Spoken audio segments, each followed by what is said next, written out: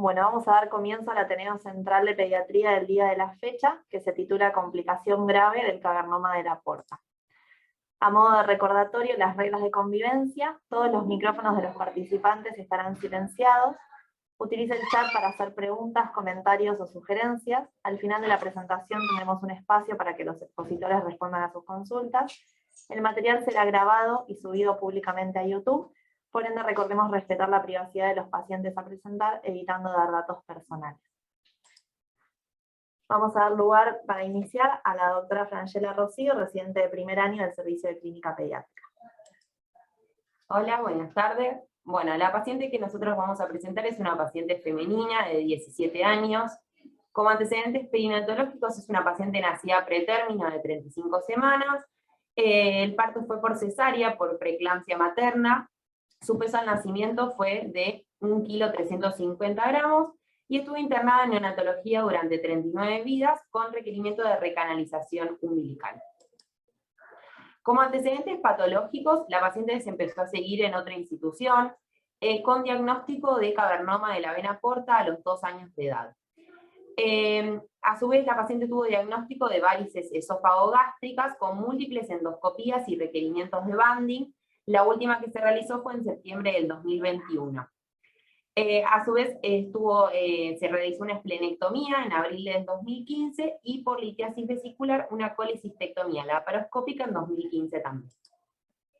En abril del 2021 es derivada a nuestro centro. A su ingreso acá se le hace una colangioresonancia magnética y un fibroscan, donde se confirma el diagnóstico de cavernoma de la vena porta, y se hace también diagnóstico de biliopatía hipertensiva, con un metavir en estadio F0, F1. Esta es una línea de tiempo sobre su seguimiento acá en nuestro centro. La primera consulta que la paciente hace por guardia, por dolor, fue en agosto del 2021. En esa consulta se le hace un laboratorio donde se encontraba dentro de parámetros normales y se le coloca dipirona endovenosa y se le da el alta al domicilio. En septiembre hace su segunda consulta por dolor abdominal, en la cual requirió una internación durante 9 días para manejo del dolor, y en esa misma internación se realizó una ecoendoscopía como parte del estudio diagnóstico, donde se encontraban hallazgos compatibles con pancreatitis crónica e inició tratamiento con enzimas pancreáticas. En octubre hace su tercera consulta por dolor abdominal, otra vez requiriendo internación por 7 días para manejo del dolor. En noviembre tiene su cuarta consulta, otra vez por dolor abdominal, donde estuvo internada en 20 días. Y en esta internación se hace una reunión multidisciplinaria donde se decide, para manejo del dolor, hacer un bloqueo del plexo solar. En diciembre, de manera ambulatoria, comienza seguimiento con salud mental, y en enero de este año repite otra vez su quinta consulta por dolor abdominal, que en ese caso se le vuelve a hacer un laboratorio dentro de parámetros normales y se le da analgesia y alta a domicilio. En marzo de este año tiene su sexta consulta por dolor abdominal. En esta oportunidad estuvo en observación durante 6 horas en la guardia, otra vez con un laboratorio normal. Se le hizo analgesia y alta a domicilio. En abril tiene una séptima consulta, en este caso estuvo internada por 3 días para manejo del dolor, y en abril de este año su octava consulta, donde estuvo internada por 20 días. En esta consulta otra vez se realizó, por mal manejo del dolor, una reunión multidisciplinaria y se decidió repetir este bloqueo del plexo solar. Fue dada de alta con buen manejo del dolor, y en mayo de este año tiene su novena consulta por dolor abdominal, donde estuvo internada por 10 días, otra vez para manejo del dolor. Durante todas las internaciones, la paciente presentó a regular a mal manejo del dolor con múltiples esquemas analgésicos y seguimiento interdisciplinario. Bien, gracias Rocío por la presentación. Vamos a dar lugar ahora a la doctora Belén Palito, del Servicio de Patología Infantil y Médica de Cabecera de la paciente. Bueno, hola, ¿cómo andan? Es una paciente muy compleja, como saben, de 17 años, que cuando llega al hospital viene derivada en realidad para ver si había algún tratamiento para su hipertensión portal, y terminamos encargándonos un poco del dolor crónico que presentaba la paciente. La paciente podía presentar dolor crónico ya sea por su cavernoma de la porta, porque presenta biliopatía hipertensiva, o por la pancreatitis crónica. Todos estos tienen causas multifactoriales, especialmente en la pancreatitis crónica. Tenemos las causas pancreáticas que nos pueden causar dolor en una pancreatitis crónica, como la inflamación crónica, la isquemia o hasta la misma fibrosis. Causas intestinales como las estenosis duodenales o las estenosis de los conductos biliares.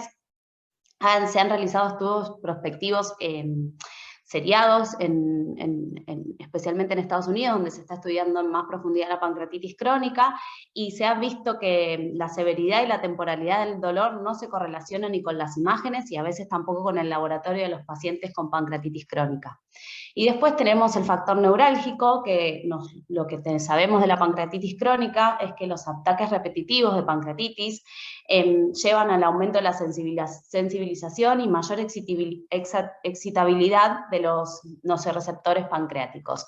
Esto que conlleva una amplificación del dolor, que ocurre también a nivel central en la médula espinal. Entonces tenemos una disminución del umbral del dolor en estos pacientes, con alodinia y con un dolor difuso que muchas veces es muy difícil de tratar. Siguiente.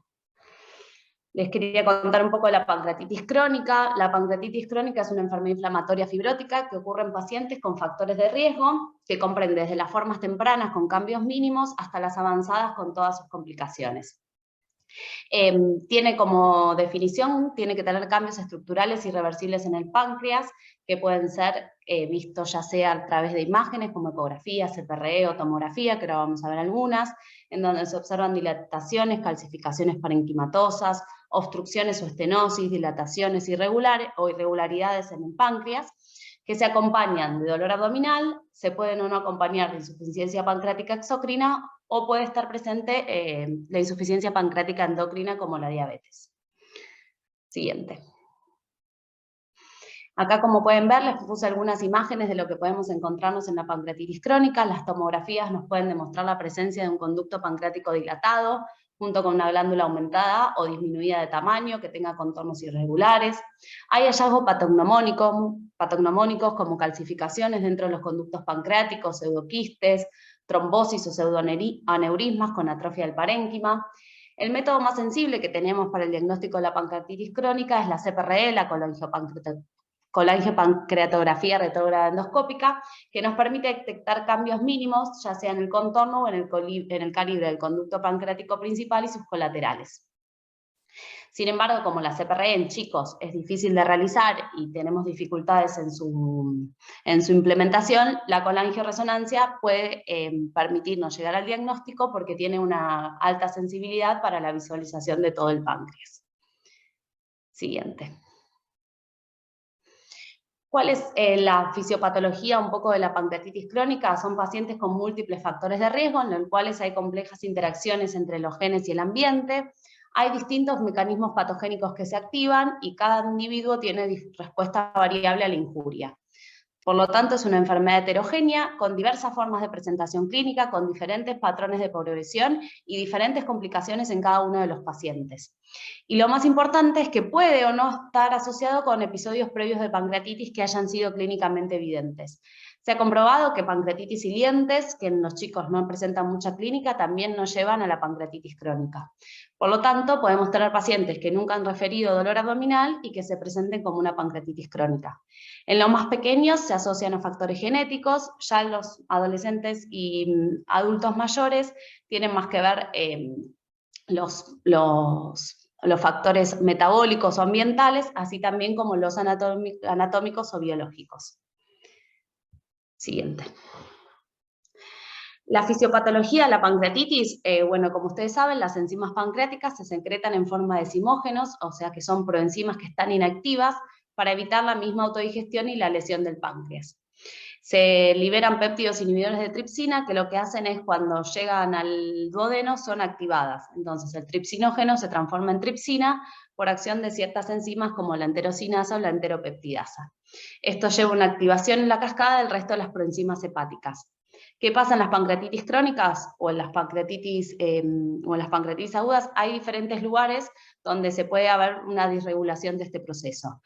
En el acino, por ejemplo, está muy regulado por el calcio, entonces la hipercalcemia o el alcohol o ciertos factores ambientales pueden llevar a la estimulación. algunos genes como el PRSS1 o el CTRC, que son factores genéticos que se han estudiado últimamente, en donde, por ejemplo, o la enzima está en más o en menos, por lo que la tripsina se activa antes o no se llega a activar, también nos pueden llevar a episodios de pancreatitis.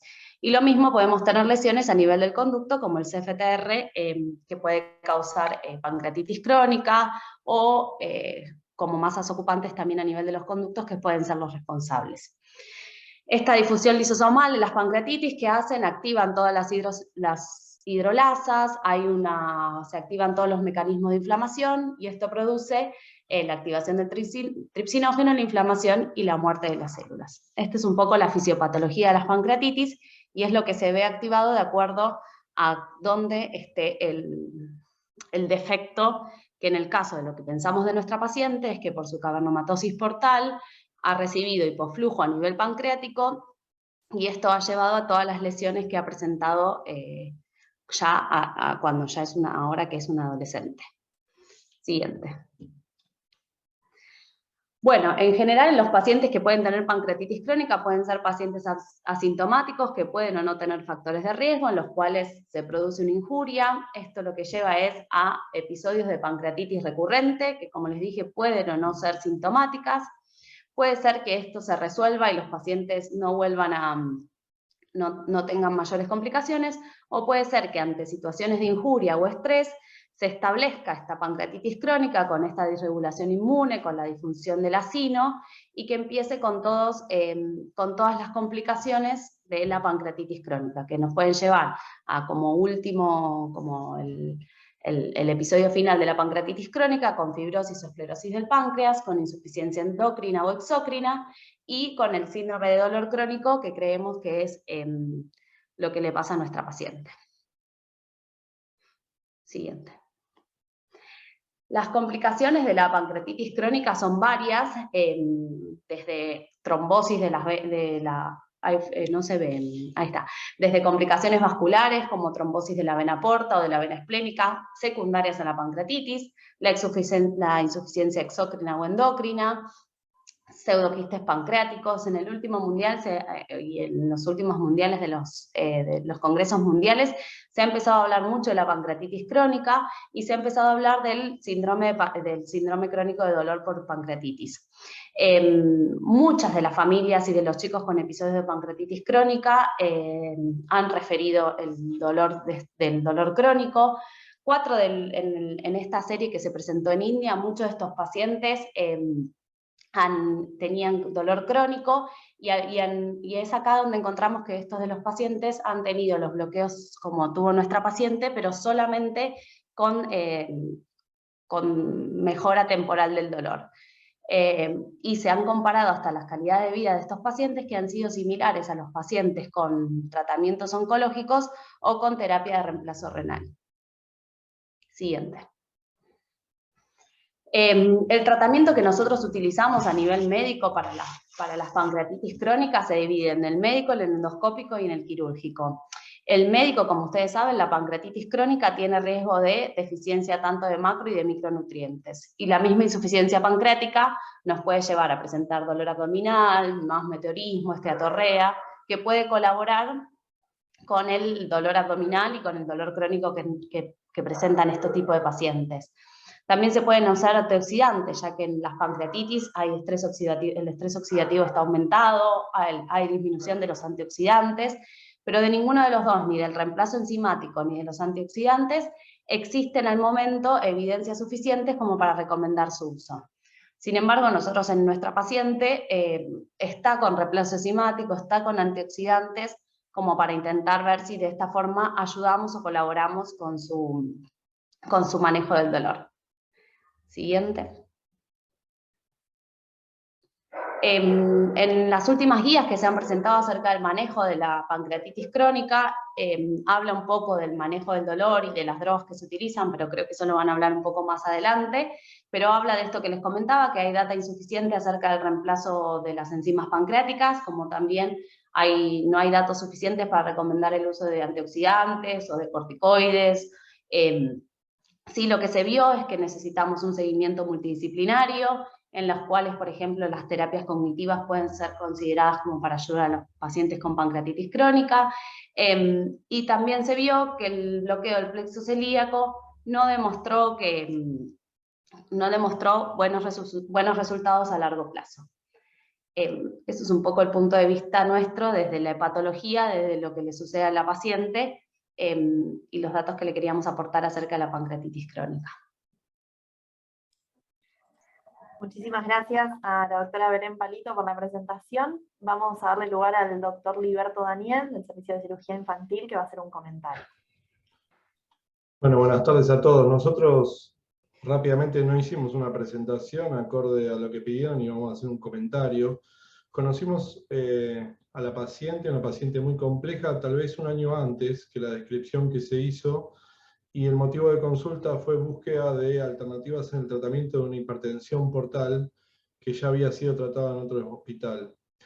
La paciente se le había hecho una esplenectomía en el contexto de que se había intentado hacer un shunt espleno-renal como parte de la terapéutica por la hipertensión portal.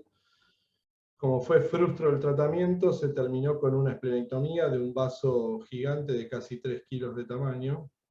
La paciente evolucionó luego de eso, no controlando la enfermedad, sí tal vez el hiperesplenismo que decía tenía preoperatorio, y comenzó con dolor recurrente en la otra institución. Por eso yo digo que este dolor ya lo tiene hace más de 2 años o 3, y en la otra institución interpretaron a esto, como se puso en las primeras diapositivas, como parte de una biliopatía hipertensiva.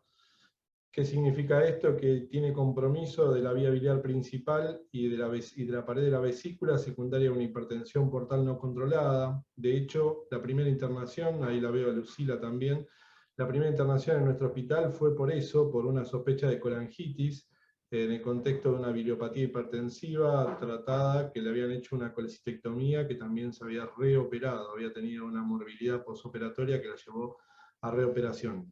Así que tratando de interpretar un poco, y no yendo solamente a los antecedentes, creo que hay múltiples injurias sobre ese páncreas, desde la hipertensión portal no controlada, hasta la falta de alternativas para el tratamiento por falta de vasos permeables donde poder hacer algún shunt derivativo, y las múltiples injurias que ha tenido con este tipo de cirugías. A ver, cuando se opera, se hizo la esplenectomía en el contexto de tratar de hacer un shunt espleno-renal, seguramente ha tenido daño sobre la vena esplénica.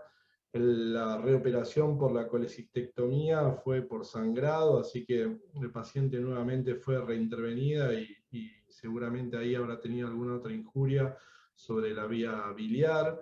Así que el tratamiento no es sencillo, y focalizándose en los múltiples ateneos multidisciplinarios que hemos tenido, iba desde la propuesta terapéutica de un trasplante multivisceral a si hacemos foco en que este tratamiento realmente tiene su origen en una pancreatitis crónica, que en algunos aspectos también nos ha sido difícil de caracterizar por la movilización enzimática, sobre todo, que es casi frustra en las internaciones, o por lo menos hasta donde yo conozco, la pancreatectomía total, ¿sí? Cirugía con gran morbilidad en el contexto de esta paciente. Así que yo, más que comentar todo esto, me voy a quedar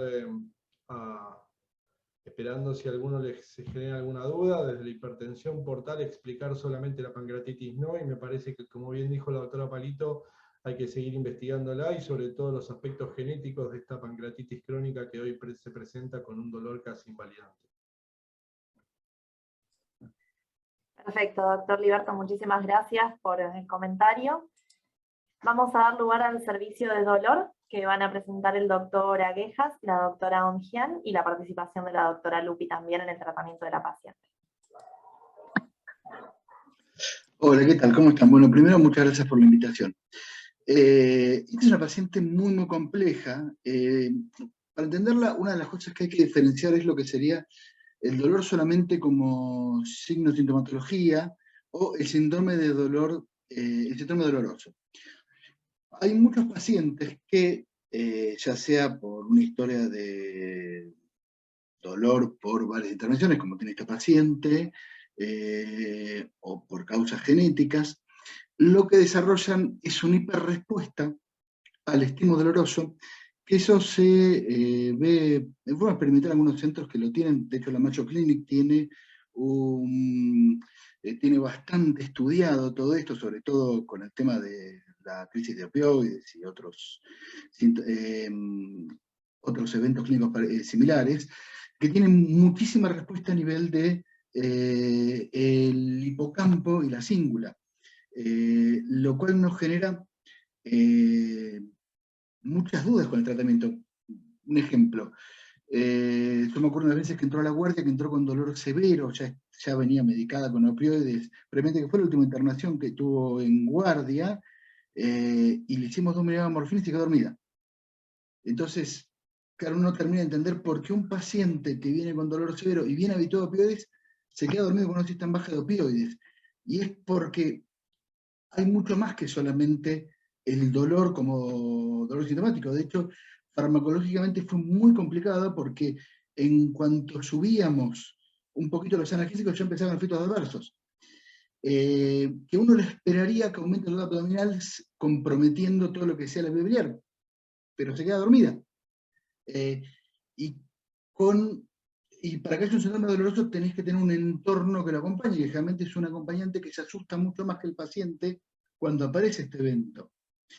Que es un poco lo que nos pasa con esta chica, por eso tenemos tanto limitante en los abordajes farmacológicos. De hecho, si ustedes se ponen a pensar, prácticamente todo fracasó y es muy baja la tolerancia a opioides débiles. Sobre todo efectos adversos como hipotensión. En dolor, que un dolor agudo, un dolor severo es raro. De hecho, uno esperaría un paciente que ingresa con dolor agudo que tenga muchos síntomas autonómicos, que esté hipertensa, que esté taquicárdica, y muchas veces no podemos contestar en esta chica. El dolor existe, pero hay también una magnificación a nivel cerebral. Y de hecho, se puede tratar, esto lo trata mucho la Mayo Clinic, con estimulación transcraniana para modular la transmisión nerviosa a nivel de la corteza cerebral. Vamos a hacer la próxima. Un poco lo que les contaba. De golpe, uno ve un paciente que tiene mucha intensidad de dolor, pero clínicamente no lo terminamos de justificar. Un ejemplo de lo que le contaba: 2 miligramos de morfina y se queda dormida, muy poca tolerancia, todo anda mal, todos los esquemas analgésicos andan mal, y generalmente es un beneficio secundario que, en este caso, bueno, la gente de psicopatología hablará un poquito más, pero la relación que tiene con la mamá, la relación que tiene con el papá, y digamos, si a veces el beneficio secundario que tienen de atraer a la familia con todo esto. De hecho, hay que tener mucho cuidado porque son pacientes que son muy susceptibles a hacer adicciones. ¿Por qué? Porque tienen sus cambios de percepción a nivel cerebral, o pseudoadicciones, que es parte del beneficio secundario. Paciente que consigue un vínculo patológico con el entorno a través de su dolor, que prefiere seguir manejando analgésicos por más que tenga efectos adversos, pero por el vínculo que mantiene. Yo la vi ayer en consultorio, por ejemplo, y la queja era: tengo mucho dolor. Se sentó en el consultorio, empezó con el teléfono, hablé con la mamá decía: sí, está mareada, está hipotensa, no come, pero quiero que le suban los analgésicos, lo cual es medio incongruente, porque estás con efectos adversos que no te permiten realizar tus actividades diarias, subir analgésicos ponen en riesgo. En la consulta se empieza a decir: tengo mucho calor, se saca la campera, se tira en la camilla, me dice: me siento mal, estoy mareada. Digo: mira, pues este tipo de glucémica. Le di un caramelo, se comió el caramelo y se sentó y dijo: me siento mejor. Entonces son cosas conductuales que hay que estudiar, no es solamente por un analgésico, sobre todo por el riesgo que tenemos, porque por ejemplo, esta chica toleró muy mal todo. Entonces, de golpe uno dice: bueno, tiene dolor, rotemos la morfina, y terminamos con un paciente que tiene mucha toxicidad por opioides y le estamos generando un daño más que una solución. Que es lo principal que nos complica. El dolor está, el dolor existe, pero hay mucha magnificación que lo complica a nivel central.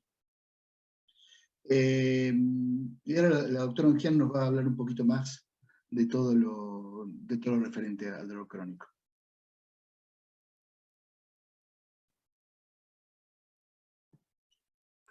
Muchísimas gracias, doctor. Le damos la palabra a la doctora Ongian, entonces.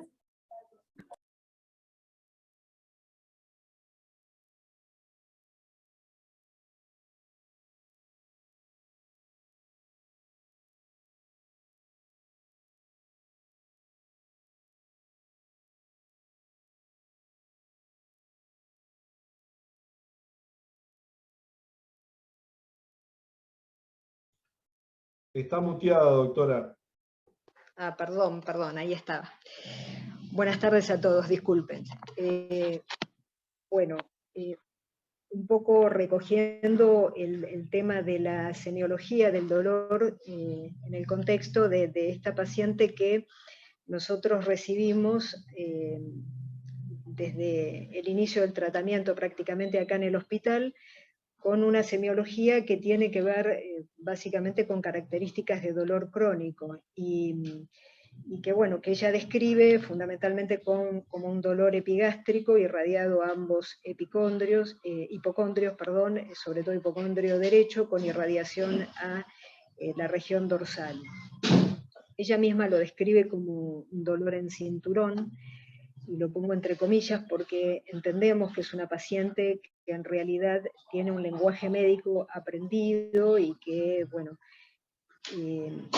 digamos, no es un tema menor en el contexto de cronicidad de la enfermedad crónica que cursa la paciente y las múltiples internaciones que ha tenido. Como les decía antes, entendemos que es una patología de evolución crónica con reagudizaciones, y me refiero a la intensidad del dolor, ya que, bueno, no hemos tenido manifestaciones en cuanto a las modificaciones en el laboratorio, sino simplemente, digamos, con relación a las manifestaciones clínicas, ¿sí? También entendemos que, bueno, tiene imágenes patognomónicas de pancreatitis crónica, y que esto también entra en lo que describía la doctora Palito en el sentido del dolor crónico asociado a patología, a pancreatitis crónica, ¿no? La paciente presenta, en cuanto a la evaluación, un dolor de características mixtos. Entendemos que es de características nociceptivo, visceral, de causa multifactorial, como ya describieron anteriormente, pero que sí tiene un componente neuropático. Probablemente asociado a síntomas autonómicos, y digo probablemente porque cuando asistimos a crisis de dolor, a esta paciente digamos, manifestando crisis de dolor, digamos, los datos objetivos que pudimos obtener a partir de monitoreo de la frecuencia cardíaca o digamos, los impactos que podría tener a nivel simpático no se vieron manifestados objetivamente. Y otro de la signo-sintomatología que destaco es la alteración en cuanto a la ingesta que tiene esta paciente, manifestando dolor incluso previo a las ingestas, y no tanto postprandial, o sea, manifiesta pre y postprandial, pero fundamentalmente el dolor previo a las ingestas, con lo cual es un dato que en general no está asociado a una pancreatitis crónica, el dolor previo, ¿no? Siguiente, por favor. Como decíamos anteriormente, bueno, la fisiopatología es multifactorial. La realidad es que puede tener componentes vinculados con el órgano en sí, con el páncreas, o componentes extrapancreáticos. Por lo tanto, hablamos de un componente visceral y fundamentalmente un componente neuropático, ya que digamos, el páncreas es un órgano densamente inervado que digamos, que impacta en la función, o sea, el daño del parénquima impacta tanto en la función exócrina y endocrina, que puede manifestarse como no, como decía anteriormente la doctora Palito, y fundamentalmente esta característica de presentación digamos, en episodios, en crisis repetitivas y sostenidas en el tiempo, puede llevar claramente a un fenómeno de sensibilización periférica con disminución de los umbrales y, en definitiva, a una sensibilización central, que es una de las características que se observa en los pacientes con dolor crónico y especialmente con pancreatitis crónica. También tenemos que tener en cuenta algunos otros confundidores, ya que, como todos mencionaron anteriormente, es una paciente realmente compleja y con un entorno que a veces no colabora en objetivar algunos síntomas. Entonces, los principales confundidores que rescato son las interacciones medicamentosas, una paciente que tiene un esquema analgésico, que siempre manejó esquemas analgésicos muy amplios, y la probable patología psicopatológica que puede tener detrás. La siguiente, por favor. Bueno, no me quiero extender mucho en esto, simplemente para marcar la diferencia en cuanto a la percepción nociceptiva en el caso de pancreatitis aguda versus pancreatitis crónica. En verde están las características de lo que es la pancreatitis aguda y las posibles causas de dolor vinculado con el aumento de la presión ductal, con activación de cascadas inflamatorias, con fenómenos de isquemia, con necrosis parenquimatosa y de la grasa peripancreática. En lo referente a lo que es la pancreatitis crónica, como mencioné anteriormente, esta evolución a cronicidad genera fenómenos de neuroplasticidad a nivel central y reorganización arquitectónica a nivel medular, con dolor que tiene características crónicas, que tiene características difusas por ser un dolor de tipo visceral, mal localizado, con una irradiación que, si bien es bastante típica de mi abdomen superior, con irradiación hacia la región dorsal, bueno, tiene algunas características también que son bastante inespecíficas, y que se acompañan muchas veces de conductas maladaptativas. El dolor crónico también tiene la característica de ser autoperpetuado por este fenómeno de sensibilización central. Es como un loop de, digamos, de una neuromodulación que está alterada, que es completamente disfuncional, y que muchas veces puede ser independiente de la presencia de un estímulo nociceptivo periférico, es decir, de lo que puede ser realmente un fenómeno de inflamación visceral en este caso. Por otro lado, en dolor crónico también se ve que los mecanismos inhibitorios descendentes a nivel central están alterados, son francamente disfuncionales, con lo cual también, bueno, la manifestación y la autoperpetuación del dolor forma parte de este loop que mencionaba anteriormente. Y cursa inevitablemente con activación de centros cerebrales superiores que involucran el aspecto emocional, el aspecto afectivo y el aspecto cognitivo. Siguiente. Esto es un poco para, bueno, resaltar la evolución del dolor, estas crisis repetitivas, como mencioné recién, que lleva a la estimulación nociceptiva reiterada y sostenida, con sensibilización periférica, reducción de los umbrales para los receptores, los nociceptores periféricos a nivel visceral, y la sensibilización central producto de la remodelación neuronal y el procesamiento nociceptivo anómalo. Normalmente esto se manifiesta con fenómenos de hiperalgesia y de alodinia. La hiperalgesia se define como una respuesta exagerada a un estímulo nociceptivo, un estímulo doloroso, mientras que la alodinia es una percepción dolorosa ante un estímulo que normalmente no es doloroso, por ejemplo, un estímulo mecánico. En el caso de esta paciente, nosotros, si bien evaluamos el dolor a punto de partida del relato de la paciente, no encontramos la manifestación de alodinia mecánica dinámica a nivel de la pared de la pared abdominal, como se esperaría encontrar en el caso de un dolor crónico. Pero esto no significa que no esté cursando un dolor crónico. Puede cursar dolor crónico sin manifestación de alodinia. La siguiente, por favor.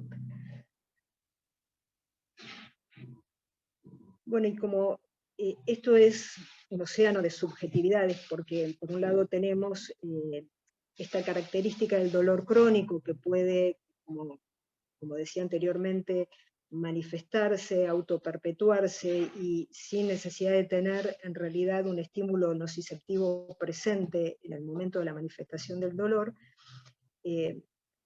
Siempre tratamos de buscar objetivar estos datos que realmente resultan muy difíciles, y la única manera que tenemos de objetivarla es mediante algunos test, un test particular que es el QST, que es el Quantitative Sensory Testing, que en realidad arrojó la posibilidad de detectar sensibilización central en un 50% de pacientes de una población con pancreatitis crónica. El detalle es que en general esto no se realiza en la población infantil o en la población en los niños, porque requiere de una serie de estímulos para medición de umbrales y estímulos nociceptivos que en general no es aplicable a la población infantil. Siguiente. Bueno, el abordaje que recibió esta paciente fue el abordaje multimodal, siguiendo obviamente los preceptos de lo que es una escalera analgésica, tratando de ir escalando en función de la respuesta analgésica y de los eventos colaterales que se iban presentando. Tan es así que recibió varios grupos farmacológicos, AINE más paracetamol, neuromoduladores como gabapentinoides, como antidepresivos tricíclicos, como IRS, opioides débiles, y en algún momento también llegamos a la infusión de opioides potentes durante la internación. La realidad es que la elección es tratar de evitar justamente el opioide potente en una paciente que tiene las características que tiene. Es una adolescente de 17 años con una patología crónica que suponemos que su curso va a seguir evolucionando a la cronicidad, con lo cual cuanto menos expongamos a la paciente a opioides potentes, tratando de controlarla con un escalón anterior, la idea es controlarla con un escalón anterior, especialmente, como mencionaba el doctor Ajejas, que se han presentado situaciones en donde vimos eventos colaterales vinculados a opioides débiles y con queja dolorosa al mismo tiempo. Por otro lado, con respecto al abordaje intervencionista, esta paciente recibió en 2 oportunidades un bloqueo del plexo celíaco por abordaje ecoendoscópico. El primero con muy buena respuesta durante 6 meses, y el segundo, según lo que refirió tanto la paciente como la mamá, muy limitado en el tiempo. Coincido con lo que dice la doctora Palito con respecto a la controversia de indicar este tipo de bloqueos en la población infantil. No hay experiencia y el grado de evidencia, es un grado bajo realmente. Sí se han planteado los abordajes cognitivo-conductuales, la psicoterapia y la terapia física como parte de un abordaje también multimodal, no farmacológico. Siguiente, por favor. Y algunos aspectos que nos interesa tener en cuenta en función del curso crónico de la enfermedad y de la manifestación de este dolor, es que justamente lo que comentaba anteriormente, es una paciente adolescente crónicamente enferma, con un curso de dolor crónico que quisiéramos exponerla lo menos posible a la posibilidad de adicción a opioides potentes o a tolerancia farmacológica. Muy importante es el relevamiento de la interferencia que ha tenido el dolor sobre la función de esta paciente, sobre digamos, los aspectos funcionales, sobre el aspecto psicosocial, sobre el aspecto relacional y sobre la escolaridad, fundamentalmente. Por otro lado, como por supuesto va a seguir teniendo un seguimiento, creo que va a haber que estar atentos a cómo evoluciona clínicamente en función de la progresión de la enfermedad de base y evaluar cuáles son los cambios en relación a la historia natural de la enfermedad que la paciente cursa. Nada más, gracias. Muchísimas gracias, doctora Ungian. Vamos a dar lugar al Servicio de Salud Mental, que va a hacer una presentación de la doctora Carruter Paz y abordado por el equipo de Interconsulta. Bueno, buenas tardes a todos. La idea un poco era contar el caso clínico, varias de las cosas ya fueron charladas. Creo que lo fundamental a la hora de pensar este paciente, que fue un desafío, no solo desde el punto de vista orgánico y la base del dolor, como bien contaron, sino también desde el punto de vista socioambiental, ¿no? Las entrevistas nuestras fueron bastante orientadas a ver cómo era la red de contención, el perfil de la paciente y el perfil de su madre y abuela, ¿no? Y qué funcionalidad tenía y qué impacto tenía la enfermedad de esta paciente en su contexto, ¿no? Es una paciente que fluctuaba mucho en sus representaciones del dolor, quizás en la misma consulta podía mostrarse refiriendo un dolor 10 en 10 y después en un cambio de tema estar sonriendo y marcando que se sentía mejor, mucha labilidad respecto a eso,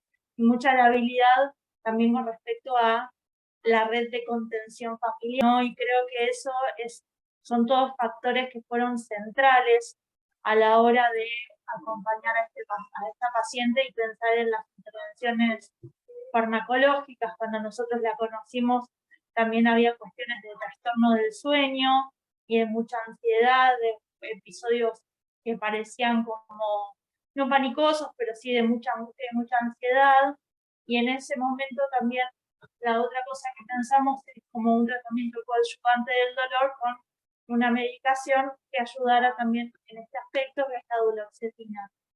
Con ese esquema que fue duloxetina más levomepromacina para el sueño, clonazepam para la ansiedad, la paciente se había estabilizado y después de eso tuvo su segundo alta. Al alta empezó un seguimiento en forma ambulatoria y al tener el seguimiento ambulatorio cambió de psiquiatra porque no tenía cobertura en el hospital, tuvo un cambio de esquema y eso impactó bastante en la respuesta clínica, que es lo que después vimos en las subsiguientes reinternaciones. Es una chica con bastante dificultad para reflexionar sobre la cronicidad de su enfermedad, por sobre todo, ¿no? Y tolerar esto. Ya se presenta como una nena que sufre mucho, recordemos que tiene 17 años, ¿no? Y entonces creo que muchos de los factores fueron mencionados, pero esta parte también es central a la hora de poder comprender y acompañar a esta paciente. Este relato que hacían de cuando estuvo en la consulta y con un caramelo a menos de un minuto ya se sentía mejor, ¿no? Eso creo que la describe bastante, no desde el punto de vista de simulación, sino también de cuestiones de beneficio secundario, de acompañamiento, de buscar cuidados. Eso nos pareció que era bastante importante a la hora de pensar a esta paciente. No sé, Pedro, si... No, bueno, comento 2 minutos algo así con respecto a nuestra visión sobre la paciente. Indudablemente es una paciente, como todos dijeron, compleja, donde hay un componente de dolor nociceptivo y neuropático, y tal vez un poco lo que veíamos nosotros es que obviamente el dolor es un fenómeno biológico, psicológico, social, ¿no es cierto? Veíamos que desde el punto de vista de la personalidad de la paciente y de la personalidad, sobre todo, de su mamá, había componentes que parecían, digamos, influir, ¿no es cierto?, en la percepción y en la manifestación del dolor. Obviamente, a mí me resultó interesante, ¿no?, escuchar, obviamente, este tema de la sensibilización periférica y la sensibilización central en dolor crónico, y también pensar cómo esto en algún punto interacciona también con factores psicológicos, ¿no es cierto?, que hacen que una paciente pueda, digamos, tener un umbral más alto o más bajo al dolor en determinados momentos, como bien se menciona acá, incluso en momentos así muy cercanos, con cambios muy bruscos, sin una medicación analgésica que lo justificase, sino simplemente una cuestión medioambiental o conductual. Así que bueno, para mí el desafío obviamente va a ser el acompañamiento en el largo plazo de esta paciente, tratando de normalizar un poco su vida. Es una paciente que no está escolarizada, es una paciente que tiene y tenía ya previamente dificultad en su relación con pares, es una paciente que se mostraba con muchas ganas de tener la atención de su papá, que vive en una provincia lejana y a quien ella lo siente un poco como abandónico. Es interesante que también en la primera internación el padre vino, no digo que esa haya sido la causa de la evolución positiva, pero coincidió, digamos, ¿no? O sea que hay muchos interrogantes y el desafío es un poco, bueno, cómo se la acompaña, ¿no? Porque yo creo que casi esta paciente tiene que ser, digamos, pensada con un esquema más bien crónico y de aprender a convivir con estos síntomas y un poquito tratar de irla rehabilitando. Y dentro de ese esquema, obviamente, creo que tiene que haber parte de terapia psicológica y psiquiátrica, además de las otras medidas tendientes a manejar su dolor, ¿no? Bueno.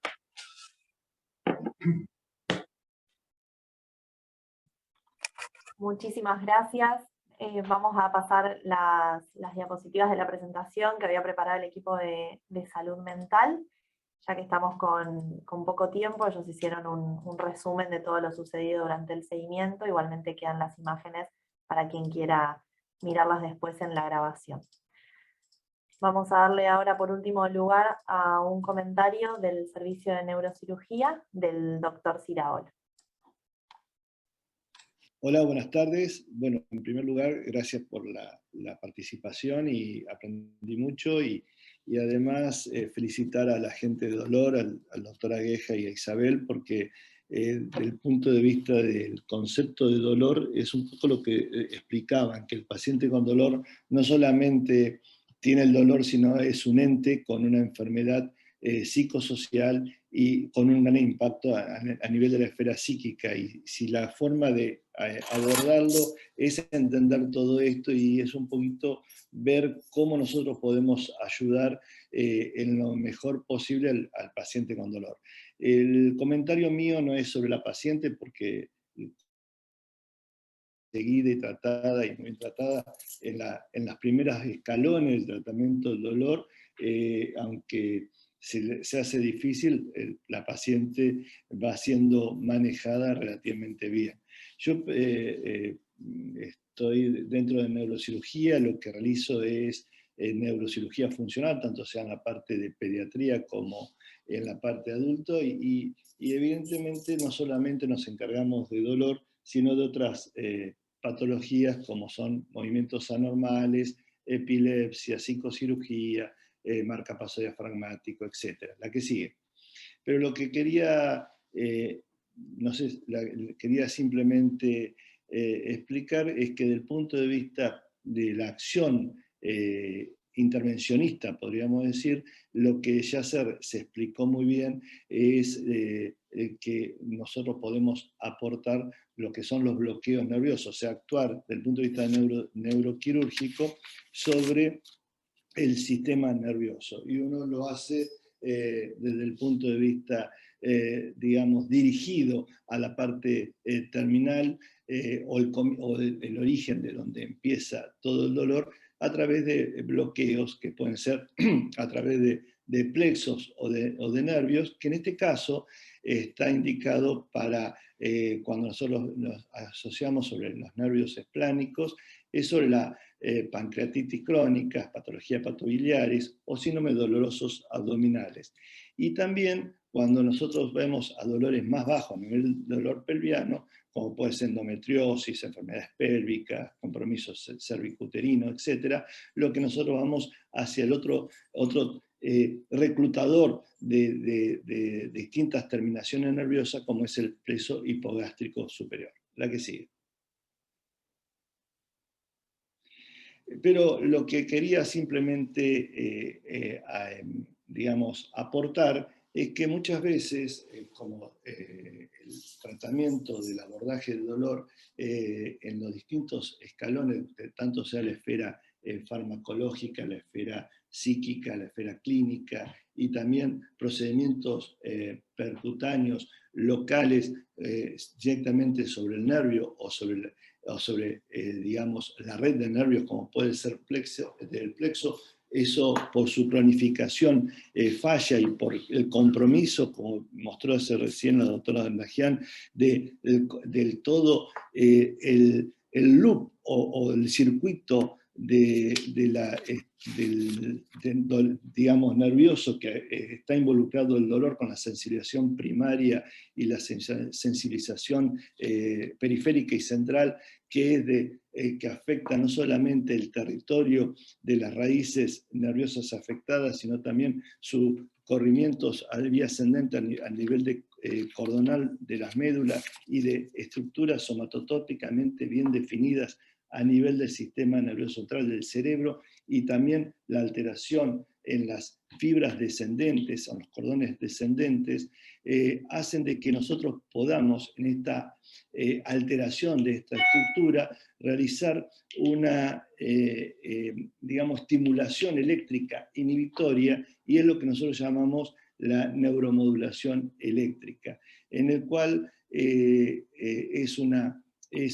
concretamente es un envío de señales de estimulación a la médula para inhibir o enmascarar la sensación de dolor. Es algo reversible, segura y efectiva. No elimina la fuente del dolor, nosotros actuamos sobre el dolor, pero no el origen, y permite tener también un trial o una prueba para ver si estimulando en el quirófano o días secundarios a la misma, uno puede ser el paciente candidato a un implante definitivo. En este caso concreto de las pancreatitis o dolores abdominales, hasta hace muy poco tiempo la neuromodulación eléctrica no cumplía una función muy importante, porque la acción que estaba era la estimulación sobre la región cordonal, sobre los cordones posteriores, en el cual, si usted recuerda bien por la anatomía, por la disposición de las fibras, era más bien para el dolor a nivel extraxial, dolor de miembros, dolores de extremidades, pero que por el encondimiento de estas fibras, en la parte central, axial y sobre todo a nivel visceral, prácticamente la llegada de esta estimulación eléctrica era difícil. Hoy en día lo que se cuenta son con dos herramientas nuevas. Una es estimular directamente sobre el ganglio dorsal de la raíz comprometida, o bien colocar una estimulación a nivel espinal sobre la médula con una nueva modalidad, que es estimular no solamente múltiples blancos, o sea, múltiples áreas, sino también con múltiple intensidad de penetración. Y esto se vio que no solamente en el dolor juegan las neuronas y obviamente la conducción nerviosa de los loops que ya he mencionado, sino también el estroma o la glía. Y en este juego, en esta estimulación de ambos, hace que haya cambios del punto de vista de neurotransmisores y cambios inhibitorios eléctricos, que haya permitido una modulación, y que este enmascaramiento o la inhibición del dolor pueda llegar a estructuras que hasta hace poco eran difíciles de alcanzar, como bien decíamos, el dolor visceral, el dolor de paredes abdominales, o el dolor axial, como puede ser la cintura o a nivel interescapular. Era simplemente agregar un elemento más en el cual acá en el hospital uno puede llegar a estas terapias, como bien se dijo hasta recién, con pacientes correctamente estudiados, con pacientes con una visión netamente de especialidades, bien interrelacionada, con la posibilidad de medir de biomarcadores externos, como pueden ser escalas, como pueden ser electromiogramas, como pueden ser imágenes, y hoy ya tenemos también biomarcadores como la resonancia funcional y algunos elementos que por punción lumbar o a través de estudios de PET o espectroscopía, nosotros podemos tener, digamos, más parámetros de entender todo el dolor, digamos, el circuito doloroso y también cómo impacta no solamente en la parte anatómica, orgánica, sino también a la parte química y psíquica a nivel, como recién decían hace un rato Rodrigo, a nivel del cíngulo, a nivel de la amígdala, a nivel del hipocampo, en el cual uno, realizando determinados estudios direccionados, puede ver cómo está afectado estas estructuras con el dolor y podemos directamente predecir, no solamente en el caso que sea necesario la neuromodulación eléctrica, predecir si va a funcionar o no por las pruebas de ver si estimulando responde o no, sino también ser predictivo con estos biomarcadores y también servir estos biomarcadores para el seguimiento del dolor ya cuando el paciente está implantado en forma crónica. La que sigue. Así que simplemente para reforzar que todos los tratamientos en pacientes complejos, uno de los casos es esta paciente, pues, yo no la conozco directamente, pero de estas características, la forma de mejor trabajo es optimizar las terapias con un trabajo multidisciplinario que va no solamente a nivel médico, sino a nivel translacional y de otras especialidades o de otras profesiones como la bioingeniería, etc. No olvidarse por el impacto que tiene de efectos secundarios o beneficios secundarios, perdón, y la parte psicológica de la parte ética, el comité de ética, cuando uno quiere afrontar ya a terapias muy avanzadas en casos muy concretos, en casos muy seleccionados como es la neuromodulación eléctrica o química. Muchas gracias. Muchísimas gracias, doctor, por su presentación. Estamos con poco tiempo, pero si alguien quiere hacer algún breve comentario o alguna pregunta, si no, nos la pueden enviar por mail y la transmitimos a quien sea necesario.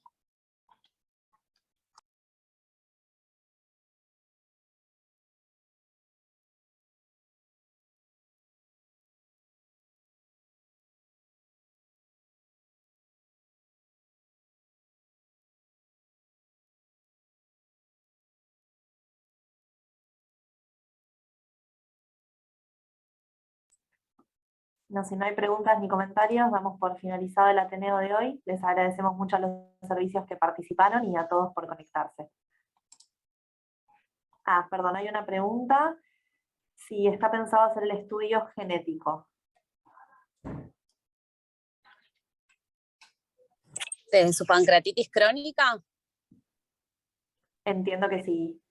No, todavía no se planteó hacer el estudio genético, pero porque creemos que, bueno, que podría ser multifactorial y secundario a su hipoflujo, pero no está mal como para ver si hay algún componente más que podría ayudarnos a entender la etiología de la pancreatitis en esta paciente. Perfecto, muchísimas gracias.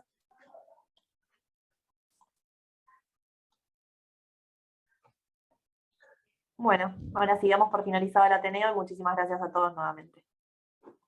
Muchísimas gracias. Gracias.